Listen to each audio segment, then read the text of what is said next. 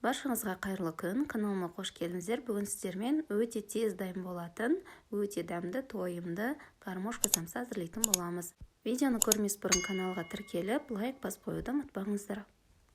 Ең алдымен ыдысымызға сүтімізді құйып аламыз. Үстінен ерітілген сары май, үстінен сұйық майымызды құйып, үстінен 1,5 шай қасық тұзымызды салып, жақсылап араластырып аламыз. Барлық қажетті заттардың тізімін описание бөлімінде қалдыратын боламын, сол жерден көрсеңіздер болады.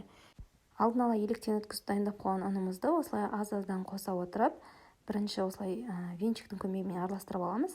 Кейіннен тағы осылай үстінен қосып, лопатканың көмегімен шамалы араластырып жібердім.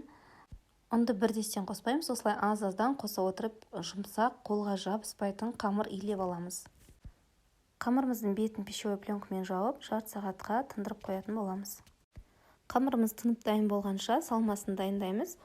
Салмасына етімізді саламыз, және майдалап кубиктап туралған картобымызды, және де пиязымызды саламыз. Үстінен татымына қарай тұз, қара бұрыш және шамалы ғана зира қосып жібердім. Зира міндетті емес, қалауыңызша қоспасаңыздар болады. Барлығын жақсылап араластырамыз. Осымен біздің салмамыз дайын. Осы арада біздің қамырымыз да дайын болды. Қамырымызды осылай 4 бөлікке бөліп, дөңгелектер жасап аламыз. Енді қамырымызды жаюға кірісеміз. Қамырды осылай біркелкі жұқалау етіп жайып аламыз.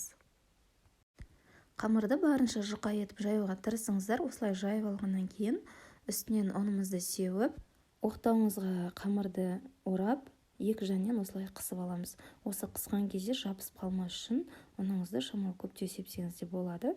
Осылай істеп алғаннан кейін дәл видеодағыдай екі жағын біріктіріп, араларын осылай сәл қысыңқырап, бөліп, осылай екі жағын кішкене түйіп жібереміз. Осымен біздің самсамыз дайын. Сіздерге түсінікті болсын деп екіншісінде дәл солай көрсеттім. Қамырыңызды дәл солай жайып аласыздар. Осылай екі шетінен қысып, ортасына салмаларын салып, екі жағын бір-біріне біріктіріп шығасыздар. Екі шетінен түйіп, аударып, келесі бетіне аударып қоясыздар. Үстінен жұмыртқамыздың сарыуызын жағамыз. Үстіне күнжіт немесе макс сепсеңіздер болады. 180 градуста қызып тұрған пешке салып, 35-40 минут шамасында пісіріп аламыз. Осымен біздің самсаларымыз дайын, кереметтей болып пісіп шығады. Және де өте аз уақытта дайындалады. Сіздерге видео рецепт ұнады деген ойдамын. Видео ұнаса, каналыма тіркеліп, лайк басып, комментарий қалдыруды ұмытпаңыздар. Және де менің каналымнан басқа да қызықты рецепттерді таба аласыздар.